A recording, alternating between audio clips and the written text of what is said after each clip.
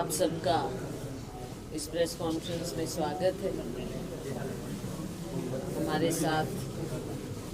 हमारे साथी शीशपाल जी विधायक, हमारी डिस्ट्रिक्ट प्रेसिडेंट संतोष बेनीवाल जी, डॉक्टर केवी सिंह जी, नवीन केडिया जी, राजकुमार जी, हमारी महिला प्रेसिडेंट हैं और हमारे अन्य सभी साथीगण, राजेश जी, संदीप नेहरा जी, राधुराम जी, डॉक्टर चौधरी जी, चलो सभी साथी मीडिया के मेरे साथियों, आज हम आपसे बात कर रहे हैं एक बहुत ही अहम मुद्दे पर, जिसने हमारे देश को, हमारे देश में देहात में जो गरीब लोग बसते हैं उनको झंझोड़ कर रख दिया। सरकार का एक फैसला आया, एक ऐसा कानून बनाया, और जैसा कि अक्सर भाजपा सरकार करती है, केंद्र सरकार कानून ले आई और कानून पारित किया। भाजपा सरकार की एक आदत सी हो गई है,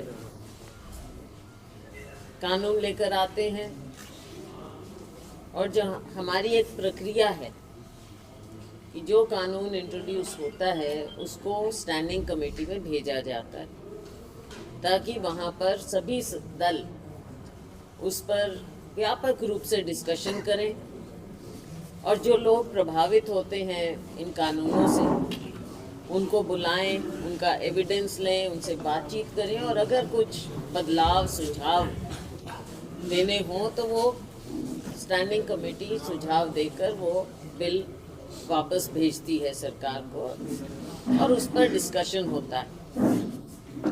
लेकिन हमने देखा है पिछले कुछ अरसे से भारतीय जनता पार्टी सरकार, एनडीए सरकार, इन सभी चीज़ों का कोई आदर मान रिस्पेक्ट नहीं करती। बिल लेकर आते हैं, बहुमत इनके पास है और अपने बिल को मेजॉरिटी से पारित कर देते हैं। यही हमारे मनरेगा के साथ हुआ। मनरेगा एक ऐसा कानून था जो यूपीए सरकार में हम लेकर आए। यूपीए की चेयरपर्सन श्रीमती सोनिया गांधी जी थी, हमारे प्रधानमंत्री डॉक्टर मनमोहन सिंह थे, और उस समय बड़ा सोच विचार करके, लोगों के बीच में जाकर, लोगों की तकलीफ़ों को सुनकर एक ऐसा कानून बनाया जो देश में, दुनिया में एक मिसाल बन गया कि कैसे लोग, देहात में बसने वाले गरीब लोग जो मेहनत मजदूरी करके, अपनी कमाई करके पेट भरते हैं, उनको हम कैसे ऊपर उठाएं। अब इंसान ऊपर कैसे उठता है? मेहनत करके, काम करके, और सभी लोग काम करना चाहते हैं। गांव में जो गरीब है, खेतों में काम करके, लेकिन सीजनल काम होता है, कटाई का, बिजाई का, उसके अलावा क्या काम होगा। तो इसलिए उस समय हमारी सरकार का ये फैसला था कि हम गरीब लोगों को 100 दिन का रोजगार उपलब्ध कराएं, उनके डिमांड पर, उनके अधिकार के रूप में। ये अधिकार दिया हमने, एक राइट टू वर्क था मनरेगा के माध्यम से। भाई पीछे नहीं, ऐसे नहीं, एक अधिकार था ये उस कानून के तहत कि जो गरीब है वो अपने आप को पंजीकृत करे और काम मांगे, और केंद्र सरकार उसका पैसा देगी 100%। अधिकार के रूप में, मैं बार बार कह रही हूँ। लेकिन ये अधिकार उनसे छीन लिया गया और एक कानून से कई मार की है इन्होंने। गरीब की गरीबी दूर करना तो एक अलग बात है, आपने गरीब को फिर से लाइन में खड़ा कर दिया। उसका बजट कहाँ से आएगा? पहले केंद्र सरकार देती थी सारा, आप मांगते थे और केंद्र सरकार बाध्य थी देने को 100 दिन। अब डिमांड तो ये थी कि 200 दिन कर दो, बढ़ाओ, न्यूनतम उनको मिलना चाहिए, उनका वेतन मिलना चाहिए, उसको बढ़ाओ, ये डिमांड आ रही थी। कल तक तो हम वो आवाज़ उठा रहे थे, सदन में भी और बाहर भी, लेकिन यकायक ये कानून आया और वो अधिकार छीन लिया गया। महात्मा गांधी का नाम अहम इसलिए होता है क्योंकि महात्मा गांधी गांव के स्वराज की बात करते थे, सबके अधिकार की बात करते थे, पंचायतों के अधिकार की बात करते थे और पंचायतों को अधिकार देने का उनका सपना राजीव गांधी ने साकार करने का उस समय कानून उन्होंने बनवाए। और जब हमारी सरकार आई 91 में, तब वो कानून हमने बनाए अधिकार देने के, पंचायती राज के। तो ये एक ऐसी प्रक्रिया थी जो शुरू से अब तक देश में चलती आई और हमने एक एक करके लोगों को अधिकार दिए। अब इससे आप देखो, ना तो कोई न्यूनतम वेतन मिलेगा गरीब को, ना उसका अधिकार रह गया, कोई अधिकार नहीं है अब काम मांगने का। कहीं पे भी कुछ भी काम मिलेगा, चाहे न्यूनतम उनको वेतन मिले ना मिले, जितना काम मिलेगा वो करना पड़ेगा कहीं भी।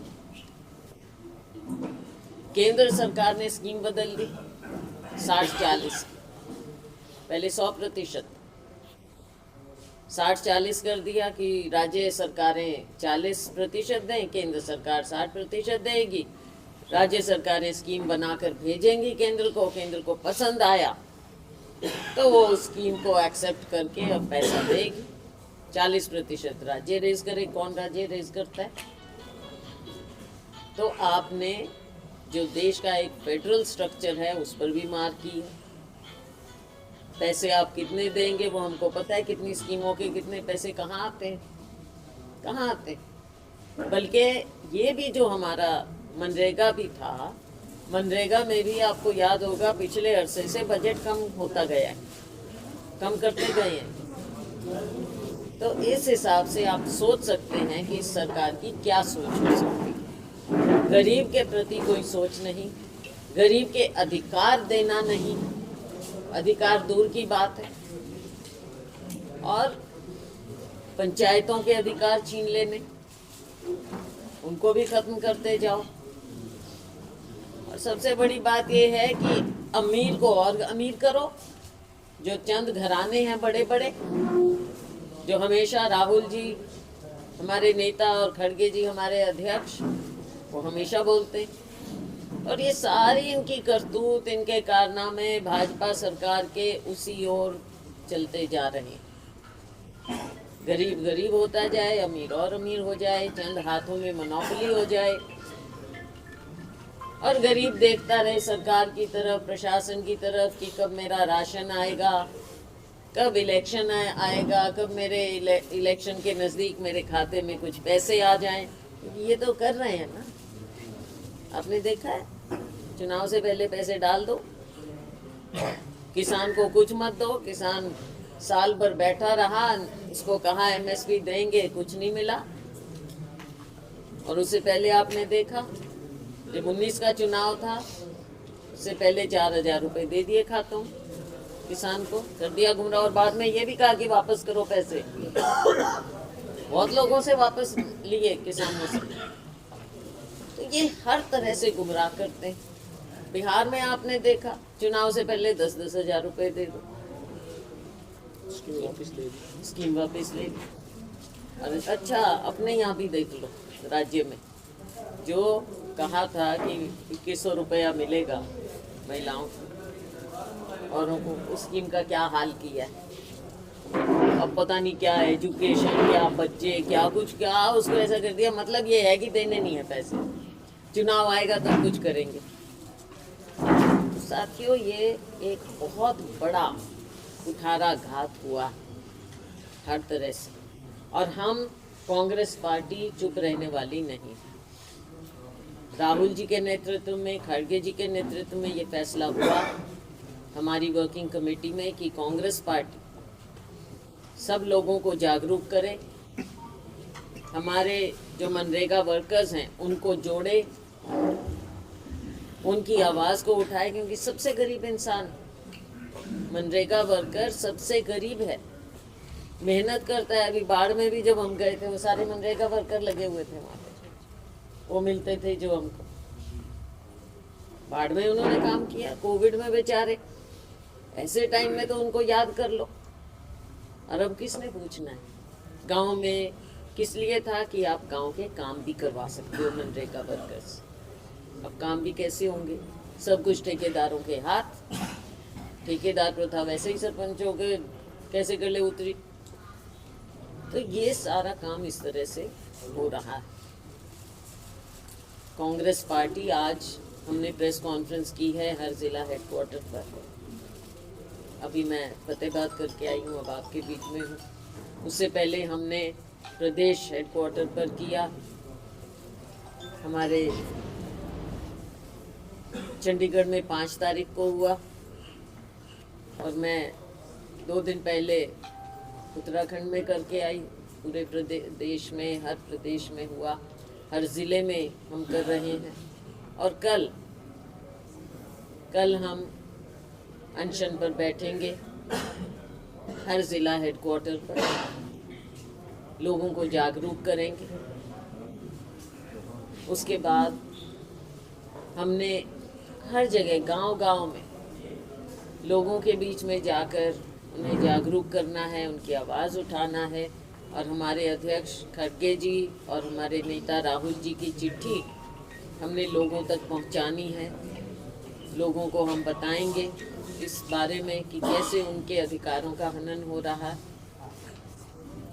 तो ये सब बातें हैं। आने वाले वक्त में हम ज़िला में भी घेराव करेंगे, प्रदर्शन करेंगे, और विधानसभा का घेराव करेंगे हर राज्य में। उसके अलावा बाद में ये हमारा 1-1.5 महीना कार्यक्रम चलेगा कांग्रेस पार्टी का, और फिर बाद में हम पूरे देश में 4 जगहों पर 4 जोनल रैली करेंगे मनरेगा को लेकर। मनरेगा केवल नाम नहीं बदला है, गांधी जी का नाम हटा दें, लेकिन गांधी जी की आत्मा को कैसे हटाएंगे? तो उनकी आत्मा को हटाने का प्रयास करते हैं इस कार्यक्रम के, उनकी सोच के जो थी लोगों तक पहुंचाने की।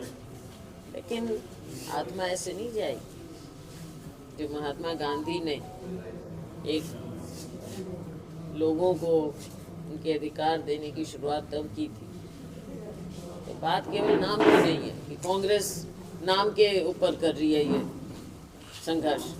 हम केवल नाम पे संघर्ष नहीं कर रहे, लोगों के अधिकारों के, गरीब के, ग्रामीण जो हमारा गरीब है उसके अधिकारों के लिए, मेहनत मजदूरी करने वाले के लिए, उसका मान सम्मान जो हुआ था काम करके, उस मान सम्मान को इन्होंने ख़त्म किया है। उसके खिलाफ कांग्रेस पार्टी ये एजिटेशन कर रही है और करती रहेगी।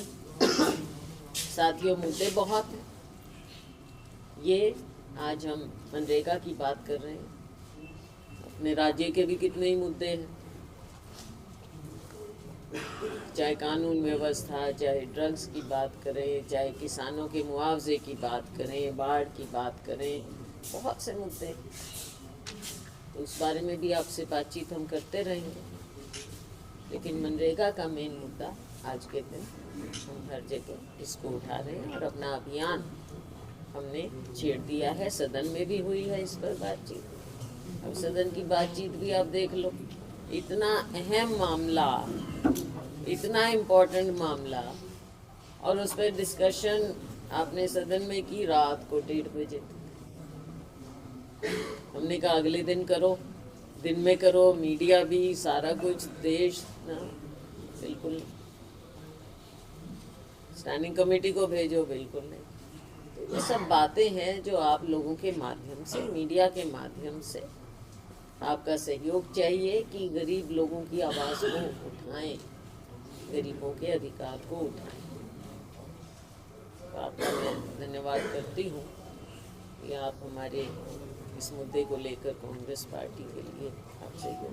पिछले दिनों कैबिनेट मंत्री महिपाल ढांडा सिरसा आए थे, उनका ये कहना था जब नरेगा से मनरेगा किया था जब इनको तकलीफ नहीं हुई, अब राम जी कर दिया है तो इनको तकलीफ हो रही है। करना कराना कांग्रेस ने। मैंने तभी आपको कहा कि बात केवल नाम की नहीं है, बात तो अधिकार की है। और ये सोच रहे हैं कि राम जी का नाम डाल के लोगों को फिर एक बार धर्म के नाम पे गुमराह करके, यही बात आ गई ना, उनके सवाल में आ गई बात जो हम कह रहे हैं कि अब राम जी के नाम पे आप वो इस चीज़ को ले जाना चाह रहे हैं। बात मुद्दा वो थोड़ा ही है, मुद्दा तो ये है कि लोगों का अधिकार छीना है आप। मैडम, जो सरकार के मंत्री हैं वो लगातार कह रहे हैं कि पहले 100 दिन था, बल्कि हमने इसका 125 दिन किया है।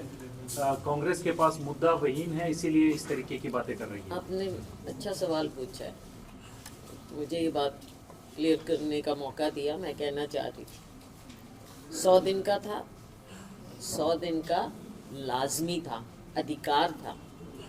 100 दिन तक का काम कोई भी व्यक्ति मांग सकता था। अब क्या देंगे? आपने कह तो दिया 125 दिन, 125 दिन, लेकिन क्या वो अधिकार है उनका? ये तो स्कीम और पैसे जितने आएंगे देंगे, नहीं देंगे, कोई पंजीकरण नहीं है।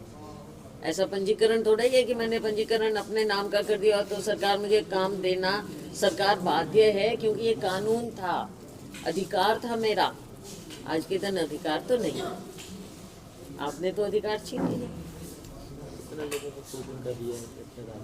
हाँ, एक ये भी सवाल, बिल्कुल शिषपाल जी ठीक कह रहे हैं, वो भी बता दें। अगली बार उनके मंत्री आए, उनसे पूछिए कि आप ब्यौरा तो दो कि 100 दिन का दिया कितनों को, और पिछले दिनों में बजट कैसे कम होता गया, वो भी बताएं जी। मैम, भारतीय जनता पार्टी तमाम तरह की लफाजियां करके 11 साल से सत्ता में है, लेकिन एक गठबंधन बना, लेकिन उस तरह से उसका विरोध नहीं कर पाई जिस तरह से करना चाहिए था। सड़कों पे उतरकर एकजुटता नजर नहीं है। नहीं, देखो, हमारा जो भी मुद्दा होता है विपक्ष उसको उठाता है। कांग्रेस मुख्य विपक्षी दल है और हमने हमेशा, चाहे सदन में हो, दोनों हाउसेज में आप देख लीजिए कि किस तरह से, अव्वल तो आधा टाइम आप देखते हैं कि सत्ता पक्ष ही नहीं चलने देना चाहता सदन को, और सत्र कितने छोटे कर दिए गए हैं। हमारा ये जो अपने पार्लियामेंट का, संसद का सत्र होता था 1 महीना, ये जो शीतकालीन है, अब कितना कर दिया, 2 हफ्ते। ये चाहते ही नहीं कि किसी मुद्दे पर बहस हो। हम एडजर्नमेंट मोशन देते रहते हैं, खारिज हो जाते हैं, तो डिस्कशन होते नहीं, फ्रूटफुल डिस्कशन जो होना चाहिए वो नहीं हो पाता। तो इनके कहने की बात देखो कुछ और होती है। हमने सदन में भी लड़ाई लड़ी है और सड़क पे भी लड़ाई लड़ी है, और हम लड़ते रहेंगे। कांग्रेस पार्टी संघर्ष से पीछे हटने वाली नहीं है। हमने आज़ादी का संघर्ष किया, तब ये कहीं नहीं थे भाजपा वाले, सो कॉल्ड इनकी सोच वाले लोग कभी नहीं थे उसमें संघर्ष में। तो हम तो संघर्ष के आदी हैं, लोगों के लिए, लोगों के अधिकारों के लिए कांग्रेस पार्टी संघर्ष करेगी सड़क पे। जैसे आज आप आए हैं तो सभी नेता साथ में दिखाई देते हैं, लेकिन रूटीन के जो कांग्रेस के प्रोग्राम होते हैं तो जिला प्रधान तो होते हैं, बाकी नेता दिखाई नहीं देते। देखो, समय समय पर कभी कोई हो पाता है, कोई नहीं हो पाता है, तो ये अब कल सारे नेता इकट्ठे दिखाई देंगे। जी, मनरेगा के साथ किसान भी आप तीनों की तरफ देख रहे हैं। 5.5 लाख रजिस्टर्ड किसानों में से 53,000 को मुआवजा मिला है, और आप भी गए थे जो 22 गांव चोपटा के इलाके के डूबे हुए हैं, 90% लोगों को मुआवजा नहीं मिला है। तो इसके लिए कांग्रेस कोई मूवमेंट करेगी?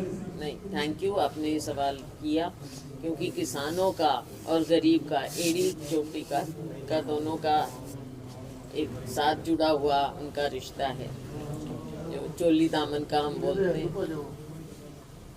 किसान मरेगा तो पूरी अर्थव्यवस्था खत्म हो जाएगी। और किसानों के साथ भाजपा का हमेशा भेदभाव रहा है, चाहे किसानों का आंदोलन रहा हो, 1 साल के करीब किसान बैठे रहे, सर्दी में, गर्मी में, बारिश में। मैं उस समय पीसीसी प्रेसिडेंट थी, आपको मालूम है।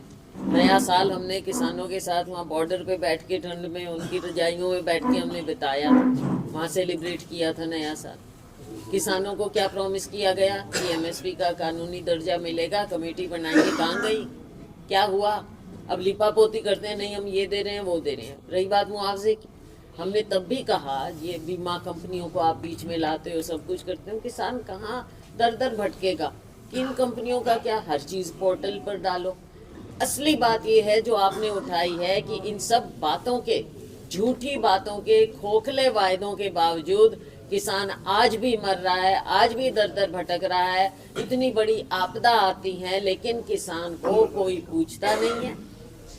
सरकार प्रशासन बड़े बड़े दावे करती है, मंत्री आए उनसे कृपया ये सवाल भी पूछिए आप कि कितने किसानों को आपने मुआवजा दिया है। आंकड़े आपके सामने हैं, कहाँ गए ये? कृषि मंत्री आए, कृषि मंत्री ने जवाब नहीं दिया। मैम जवाब देंगे क्या? जवाब है ही नहीं उनके पास। किसान के ये कभी हुए ही नहीं, हम आपको पहले भी आगाह करते थे। कभी ये किसान के मजदूर की पार्टी नहीं रही है, चंद घरानों की पार्टी है, उन्हीं का फायदा देखते हैं। मैम, अमेरिका के वाणिज्य मंत्री जिस तरह से भारत को संबोधित करते हुए कहते हैं कि उन्होंने देश के प्रधानमंत्री ने हमारे से बात नहीं की, इसलिए हम ट्रेड डील नहीं करेंगे। तो जैसे वो देश की बात नहीं करते, किसी प्राइवेट कंपनी की तरफ देश को संबोधित कर रहे हैं। देखो, आज के दिन मेरा इस बात पर टिप्पणी करना मुनासिब नहीं होगा।